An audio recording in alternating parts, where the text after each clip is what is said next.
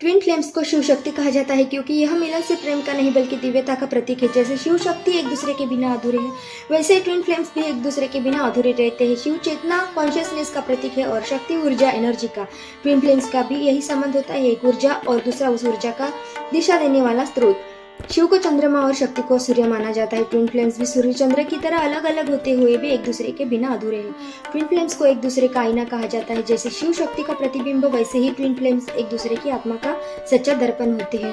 Twin flames का प्रेम साधारण नहीं होता, यह मिलन हृदय और आत्मा के स्तर पर होता है, बिल्कुल शिव शक्ति के मिलन की तरह। जैसे शिव का तांडव और शक्ति का लास्य सृष्टि का संतुलन है, वैसे ही ट्विन फ्लेम्स का मिलन जीवन में संतुलन लाता है। शिव ध्यान का रूप है और शक्ति क्रिया का। ट्विन फ्लेम्स का सफर भी यही है, एक स्थिरता देता है और दूसरा गति।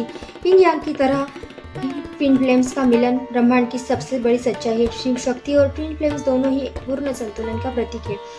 ट्विन फ्लेम्स वही आत्मा है जो दो हिस्सों में बंटकर जन्म लेती है। जैसे शक्ति शिव से अलग होकर भी अंत में उन्हीं में मिल जाती है। ट्विन फ्लेम्स की यात्रा में एक पक्ष आग की तरह और दूसरा जल की तरह जब दोनों मिलते हैं, जीवन में संतुलन और दिव्यता आती है। ट्विन फ्लेम्स एक दूसरे को जागृति की ओर ले जाते हैं। जैसे शिव शक्ति मिलकर तीसरी आग की शक्ति जगाते हैं, वैसे ट्विन फ्लेम्स आध्यात्मिक जागरण लाते हैं।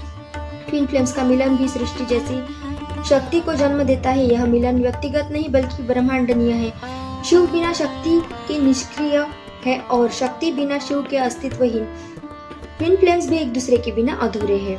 कमल की तरह ट्विन फ्लेम्स प्रेम भी कठिनाइयों के बीच खिलता है और अंत में दिव्यता का रूप लेता है। इसलिए ट्विन फ्लेम्स को शिव शक्ति कहा जाता है क्योंकि यह मिलन सिर्फ प्रेम का नहीं बल्कि आत्मा और ब्रह्मांड का संगम है।